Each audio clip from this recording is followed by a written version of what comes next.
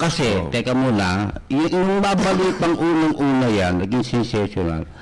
Ang mga dyaryo, yung mga komentarista sa radyo, para bang ang Amerika niya ay gumawa ng batas para si Dilima. Ganun eh. Hindi. Inalok, parang ganun na. Amendment ito. Hindi batas yan, hindi bago yan eh. Hindi bagong batas. Hindi. Dati ng batas. Katunayan, natatandaan mo ba? Na nabanggit natin ito eh. Nung bagong upo si Presidente Duterte sa programa natin eh. Marami pa yata tayo nun eh. O 3 pa tayo nun eh.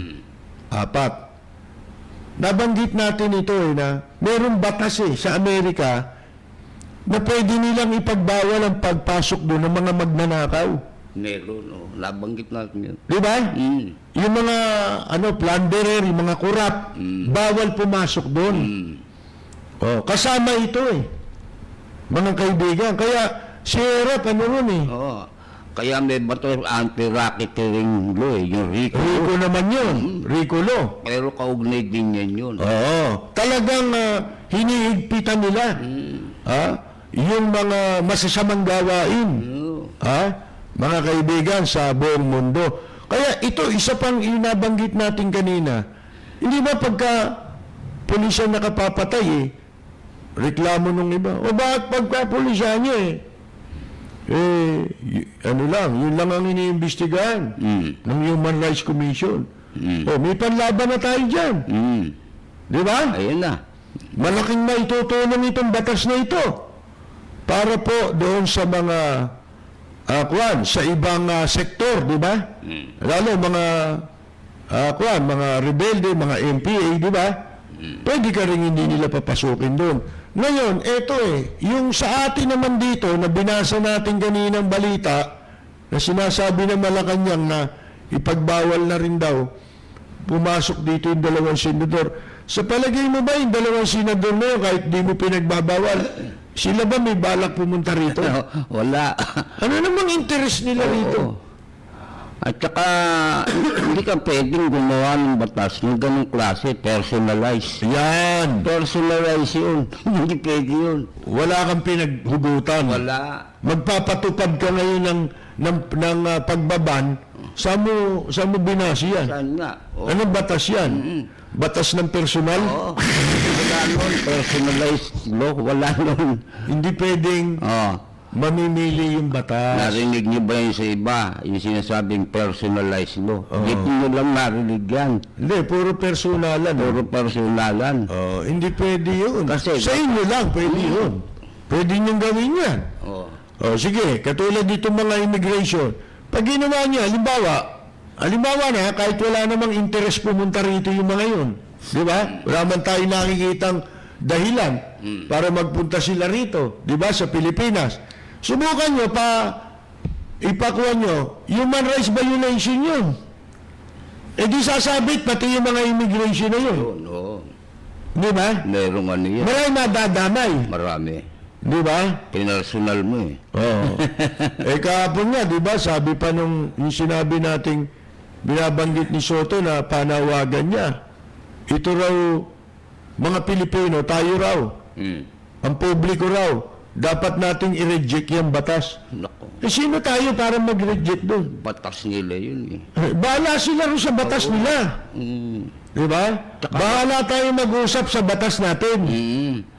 Maganda intention ng batas na yun sa kanila. Tama. Kaya nila ginagawa yun. At at the same time, sa iba rin, makabubuti yun kung talagang meron ng paglabag. Tama. Ayan yun Kasi yung kasunduan na yun sa human rights, hindi pwedeng yun kasunduan lang nang walang sanksyon.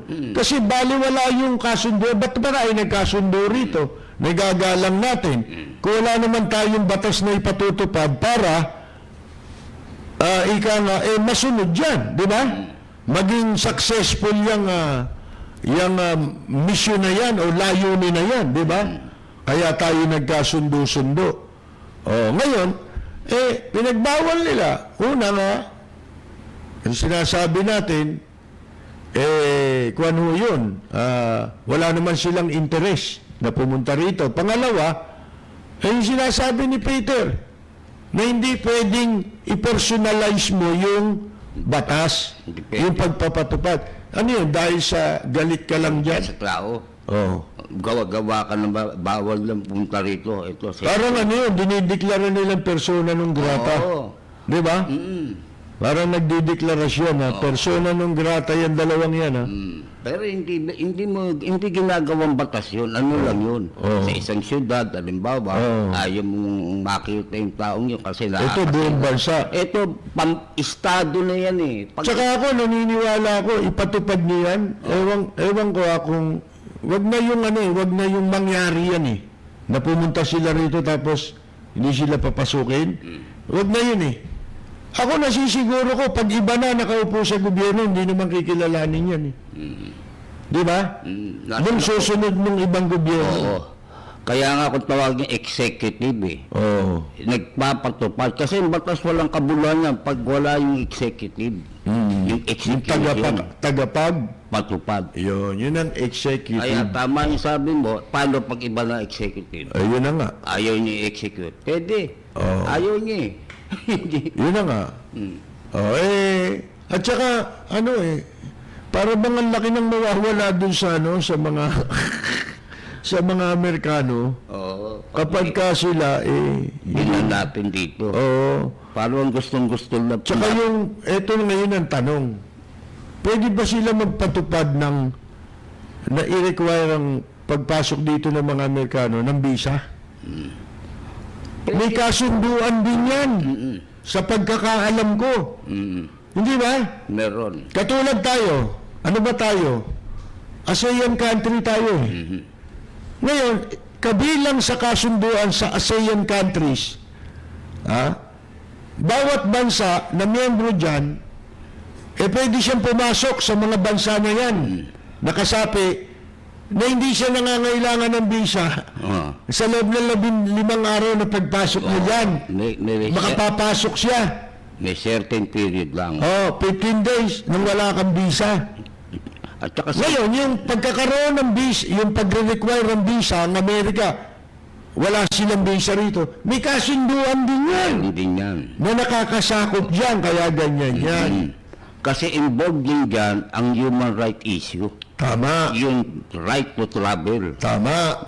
Right yun eh. Oh. Hindi naman. Pero yung visa, hindi naman right. Hindi, oo. Depende sa estado Oo. paano nila gagawin. Di ba may mga bansa, ewan ko wala nga kung yung European countries nakakapunta sila ng Amerika, nang di sila nangangailangan ng visa, Meron doon. nakakapunta sila ng Japan. Depende yun eh. Hindi katulad natin, pupunta tayo ng Japan, required tayo na mag-secure muna, mag-apply, makapag-secure ng visa. Para ka makapasok sa kanilang bansa. Oo. Yung nga tinatawag na restricted. Di ba? Yun yung sinasabi natin na restricted nationalities. Oo. Halimbawa, kamukha yung Bombay. Bombay. Hindi naman pwedeng pumasok dito yan nang walang visa yan eh. Pero marami nakakapasok dahil merong human trafficking, Yun. human smuggling dito sa Oo. gobyerno natin. Yung immigration. Hindi ba? Hindi ko mo required ng visa, pinipigilan kang pumasok. Hindi. Oo. Kailangan lang. Dumaan ka sa Yun. proseso. Yun, ganun yung inchik nung araw eh. Yung mga mainland Chinese, hindi makapasok dito yan, pati nga Taiwanese eh. Kaya nga tayo naglagay pa nga sa Taiwan ng parang embassy, katumbas ng embassy at saka ng ating konsulado. Yung Manila Economic Cultural Office. At ang Taiwan naman, naglagay naman sila dito ng Taipei Economic Cultural Office. Yung atin doon sa kanila MECO, yung kanila rito TECO. Teko. Kasi meron naman tayong China policy na tinatawag na ang kikilalanin nating bansa ay China. China. At ang Taiwan probinsya lang nila yan. Ang Hong Kong, ganun din. Ganon din ang Hong Kong, di ba? Oh, mga kaibigan, may mga yan nakapaloob lahat yan sa kanya-kanyang kasunduan, mga tratado.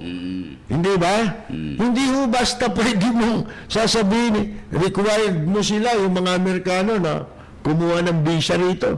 Wala, nagpapahamak lang, parang naghahanap lang ng madadamay ito. Total, kami hindi makakapasok ng Amerika, lahat na tayo, huwag nang pumasok. Huwag na. Madamay na tayo. Damay-damay Pare-pareho.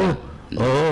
At baliwala na sa kanila kung ano ang magiging epekto naman nito ng hindi nila, ng maling pag-intindi nila. Kasi gusto nilang igiit yung interpretasyon nila Yun, oo. sa human rights.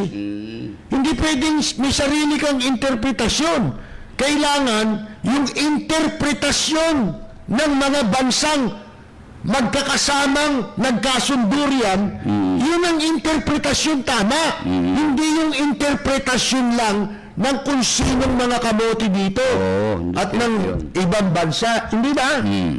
Para bang ang lumilitaw pa ang human right violator, Amerika. Sila pa. Ganun lumilitaw sa kanyang komentaryo. O lahat na yun. Lahat ng mga bansa yun. Katulad ng Europe. Di ba? Sabi nga sa inyo, nabasa ko nung isang araw, pati yung bansang Australia, di ba? Babae rin yung prime minister nila ngayon doon. Babae. Pinag-aaralan na nila na ipatupad din yung katulad nitong Magnitsky Law doon sa Australia. Magaling na batos yan Bakit tinutularan? Kasi mabuti. Mabuti yan. Hindi ba ang dahilan itong mga taong ito na nag-aabuso sa kapangyarihan, nag-aabuso, sasamantala. Siyempre, yung pag-aabuso, kapatid na niyan, magnanakaw na Yan na. Kasunod na yan Oo. Di ba? Pag nanakaw, di ba nagrereklamo tayo laban sa mga magnanakaw? Matuwa tayo dyan. Oo. Sa simpleng halimbawa, Bakit? Hindi na sila makapagtatago ng pera doon. sa simpleng halimbawa yan, parang sa mga mall, kinapkapan ka ng gwardiya. Ba't ka magagalit?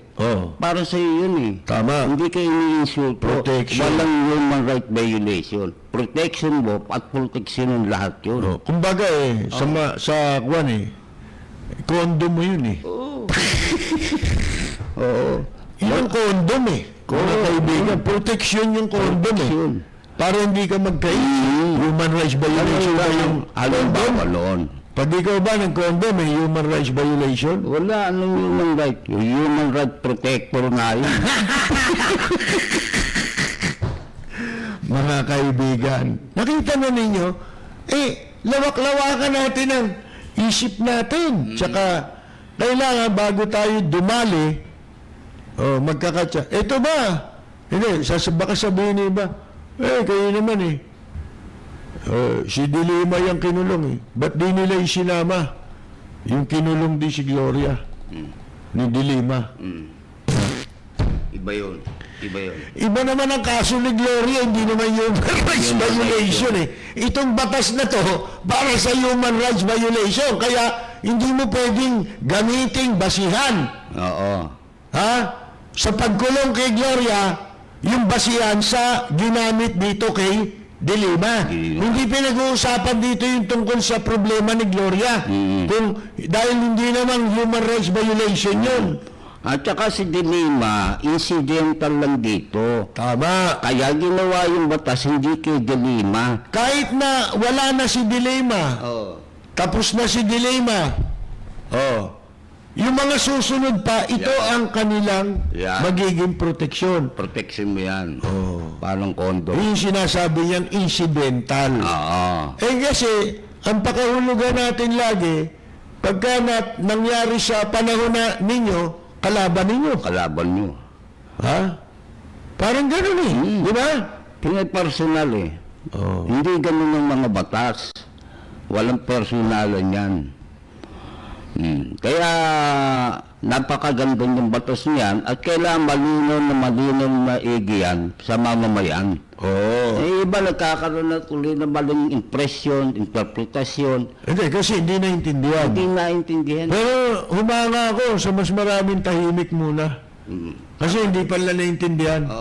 Mas marami hindi naintindihan mo yan. Pag tahimik ka, Kaya ang sagot bakit si Gloria hindi inano? pag tahimik ka, mapagkakamala ka pa marunong. Ano ba kaso ni Gloria? Ano yun grab yung kay Gloria Hindi naman human rights violation Right yun. Mga kaibigan, di ba? Tsaka na alam niyo naman, ang gobyerno, merong adjustment yan na-adjust nila ang proseso ng batas Yung pinaka-spirit nitong batas na to, ito dapat ninyo maisip na kung ang isang sino mang opisyal ay mag-aabuso sa tungkulin, ito kumbaga deterrent Parent yan. sa pag-abuso. Mag-iisip yung gustong umabuso, kaya nga ni media pagka konting abuso, banatan mo na. Di ba? Para sa ganon, matauhan yung tao na baka nawala bigla sa isang sa kanyang panunungkulan, nawala sa loob niya na hindi nga pala siya pwede mag-abuso. Kaya maganda yung may media. Pinuna ka ngayon. Nung punahin ka ngayon ng media, naisip mo ulit, bawal nga pala sa akin yun. Hindi ko nga pala dapat abusuhin ang aking kapangyarihan. Yan ang kwan yan Yan ang pinaka-essence nitong batas na ito. Ipagbawal sa sino mang mga opisyal ang pag-abuso. Nakita ninyo ang presidente ng Amerika? Kahit gano'n siya ka-powerful na presidente, hindi niya magamit ng husto sa pag-abuso yung kanyang kapangyarihan Hindi ba? Oo. Lalo sa Amerika, iba dyan. Kahit kapartido ka, pagdating sa batas, Kahit presidente ka, tatanggalin ka nila. impeach ka dyan. Tatanggalin ka. Katunayan si Trump i-impeach Isipin nyo. Di ba? Wala tayong pwedeng ipagmalaki sa kanila Lalo na sa implementation ng mga batas nila Di ba? Restrict sila. Magmayayabang pa kayo dyan sa Senado, sila Tito Soto. Bakit? Ano bang batas ang naimbento nyo rito? Dito, kinopya ng Amerikano. Wala naman Lahat ng batas natin, magmula sa konstitusyon natin, kopya lang naman lahat yan Saan? Di ba sa Amerikano? Kung makapagsalita itong mga ito, mga kaibigan, i-reject na. Bakit anong pakialam anong kapangyarihan meron yung mga Pilipino na mag-reject? Ano epekto nun sa kanila? Meron ba yun? Kasi nga iniisip ng iba na nakapakinig, nakabasa, ala nila ngayon lang ginawa yung batas. Luma na to. Galit lang kay Duterte Amerika, galit lang sa gobyerno natin, kaya ginawa. Hindi pa siya presidente nun Oo, tagal na yan. 2012 Di ba? Batas niya yan. 2009 nangyari yung kay Magnitsky, di ba? 2012 sila nagpasa ng batas. Kailan ba siya naging presidente? 2016 Oo. mga kaibigan. Ngayon, tignan muna natin konti. Ano ba itong, Magnitsky Act na ito? Naintindihan mo ba yung... Oo, yan ibig sabihin. Magnitsky. Magnitsky. Magnitsky Act. Yan ay tumutukoy doon sa lahat ng opisyalis ng gobyerno, hindi man Pilipino, kahit anong bansa, na may kinalaman sa pag-yurak sa karapatang pantao. Yan. Ganun Yun ang tinutukoy ng batas Pag napatunayan ikaw, ayon sa kanilang impormasyon medyo yun. Dapat pag-usapan natin anong impormasyon, sino nagbigay. Di ba? Yan Yan ang mga anggulo dyan. Ako naman magbibigay ng konting detalye rito. Yung Magnitsky Act, mga kaibigan, yan formally known as the Russia and Moldova-Jackson-Vanik Repeal and Sergei Magnitsky Rule of Law Accountability Act of 2012. Lalanin natin ngayon, 2019. Ito yung unang batas na ito, inintroduce as yun po ang title. Mga kaibigan, di ba? Ang haba ng title eh. Noong 2012, isa ho yung bipartisan bill na ipinasa ng US Congress at nalagdaan at naging batas yan dahil nalagdaan ni President Barack Obama noong December 2012. Tandaan ninyo intending to punish. Anong purpose ng batas? Para parusahan. Intending to punish. Naglalayong parusahan yung Russian officials, pakinggan ninyo, responsible for the death of Russian tax accountant,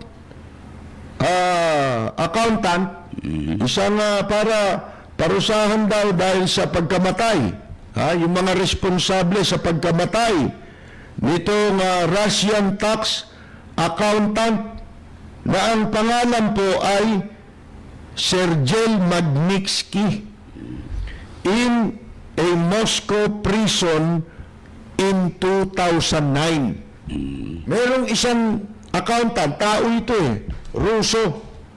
Mga kaibigan, na ang pangalan niya ay Sergei Magnitsky. Sa Moscow, ikinulong siya at namatay siya 2009. Mga kaibigan, ano ba ito? Tika, babasahin natin sa inyo. Oo, para maliwanag. Alam yung background.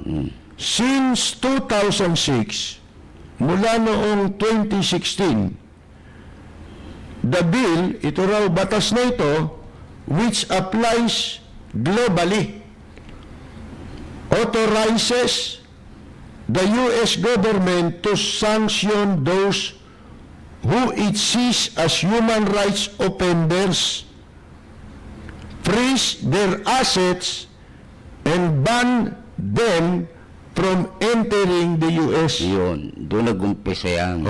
Noong 2006, nagpanukala ulit na i-apply ito sa buong mundo.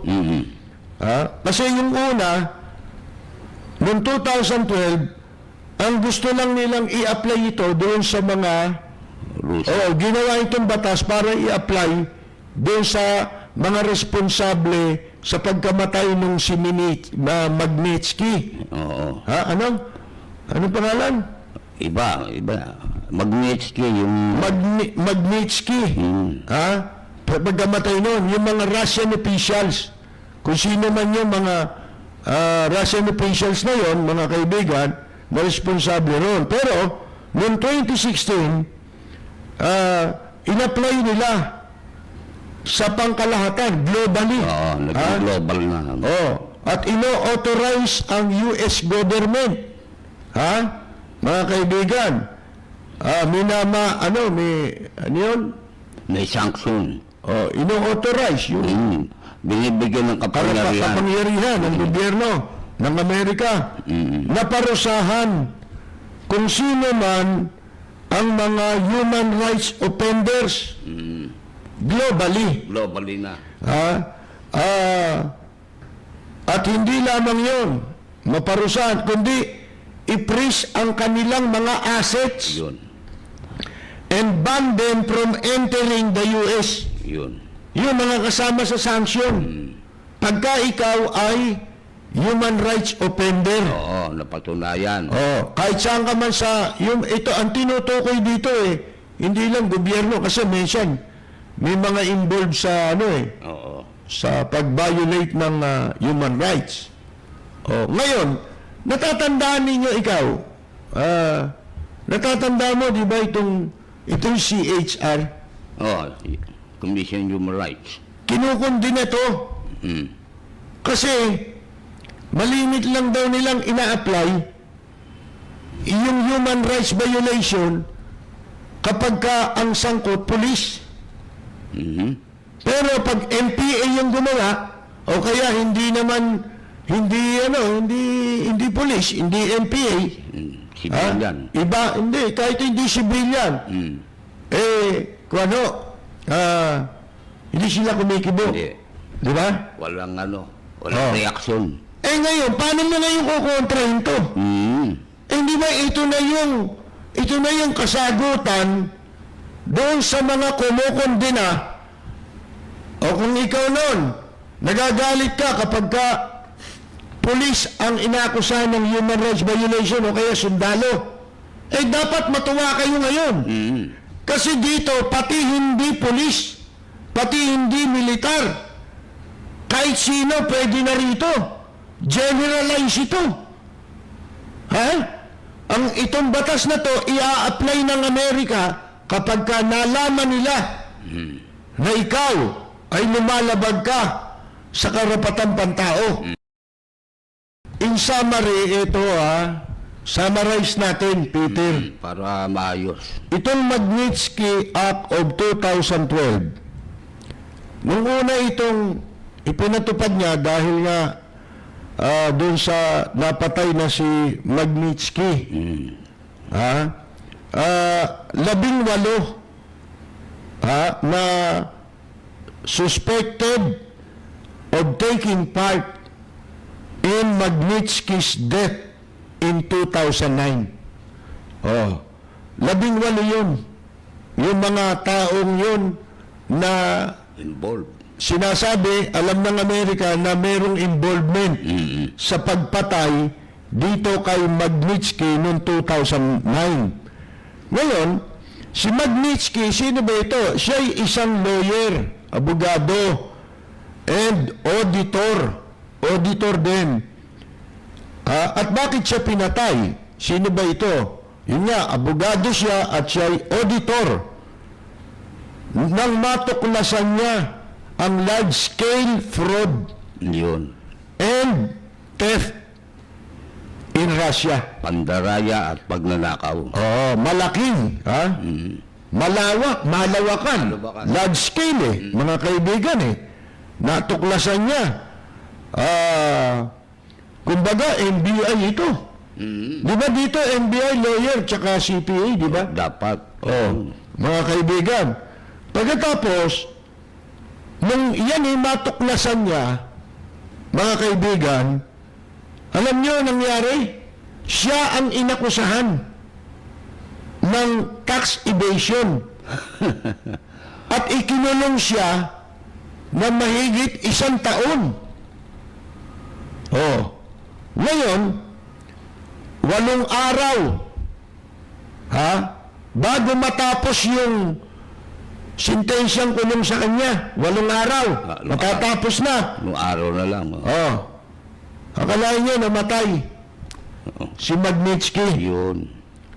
Dito may nangyaring ganyan yung si Kwan, yung dating gobernador ng Quirino, na dating malapit din kay Presidente Marcos. Si Dulay. Yan, si Dulay, palabas na yun. Oo, palabas niya. Lalaya, 1 buwan, lalaya na si Dulay. Akalain niyo namatay sa loob ng kulungan. Kaduda-duda. Ngayon ito, kasunod niyan, di namatay siya, no? Lintik naman. Pasensya, wala yung isa natin dito, yung laptop. Oo. Kasi may importante kami nilakad ni Peter kanina. Ako, busy talaga ngayon. Kaya, pasensya dun sa mga hindi ko nasasagot. Ang kanila minsang mga sa atin, mensahe. Hindi tayo nagiging active ngayon sapagkat sa totoo lang masyado na nga ako stress sa mga pinagagawa ko ngayon.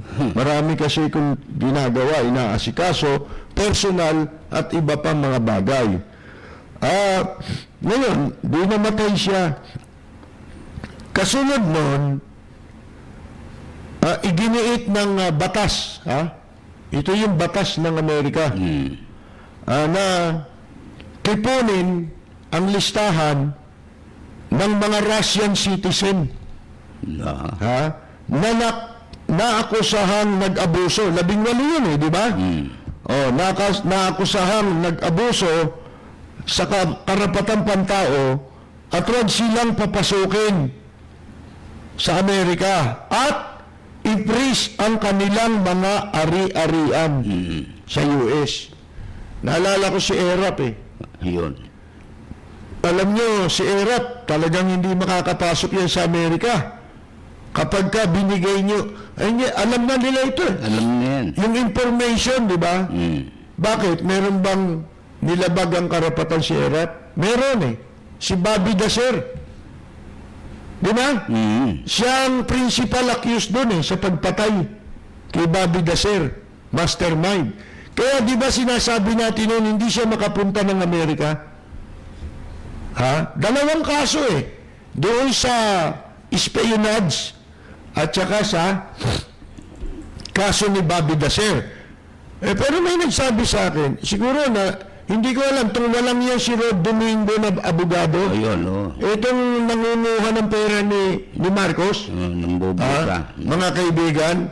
Ito ho, alam niyo yung abogado nga, tatay ni Kogi, Shabu Domingo yan eh. Yung artista. Oo. Hinahuli sa Shabu. Oo. Mga kaibigan. Yan ho eh, yan ang abogado eh na nagpresenta dun sa mga anak ni Bobby Daser eh. Hindi natin alam kung ano nangyari. Magkano na naman yan eh. Yan. Yung lakad yan eh. Di ba? Parang tupasyo rin to. Oo, kasi. Ito yata, tupasyo rin ang lakad nito eh. Ngayon, ito. Bukod doon sa hindi sila papapasukin at saka ipiprease yung kanilang account. Unang in-apply ito doon sa mga Russian. Pinagbawal din sa mga Amerikano. Ito, kasama sa batas to Bawal sa sino mang American national o citizen, di ba? Na makipagtransaksyon ng negosyo sa kanila. Ayun. Pati yun. Hindi ka na pwede. Yun ang sanction, di ba? Tapos, nung taong 2016, year 2016, pinalawak pa nila yung batas na yan, yung Magnitsky Law na yan, mga kaibigan. Na maisama dyan sa batas na yan, buwisit naman itong maisama dyan sa batas na yan. Kumbaga, yung kamukha nung ginawa ngayon na sinusugan din noong 2016. Mas pinalawak nila na maisama sa batas ang ibang human rights abusers kahit saang bansa. Yun na. Globally, noong 2016 pa ito, nila ipinasa. In-include doon sa batas. Ano sabi ni Putin nung si Vladimir Putin, yung siga ng Russia, Presidente. na presidente? Ang sagot niya nung ipinasa ito ng Amerika, ang sabi niya purely politically and unfriendly daw ang ipinasang batas na yan. Mga kaibigan. At alam ninyo kung ano naman, di ba dito, ang retaliatory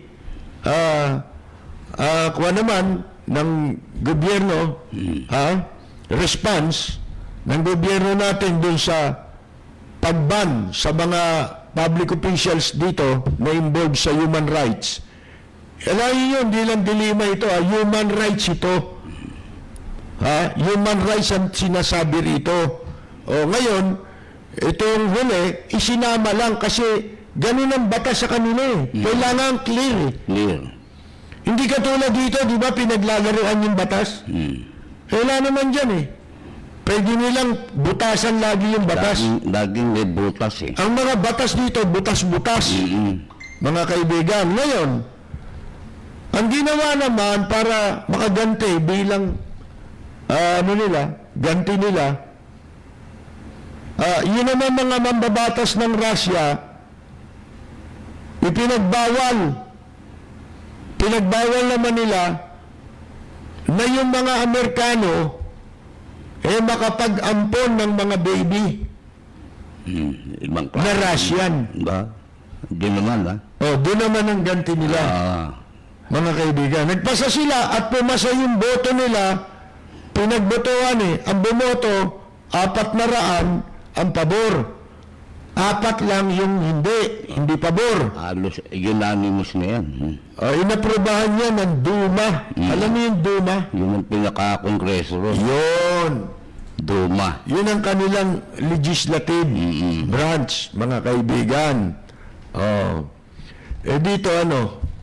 Dito. Congress.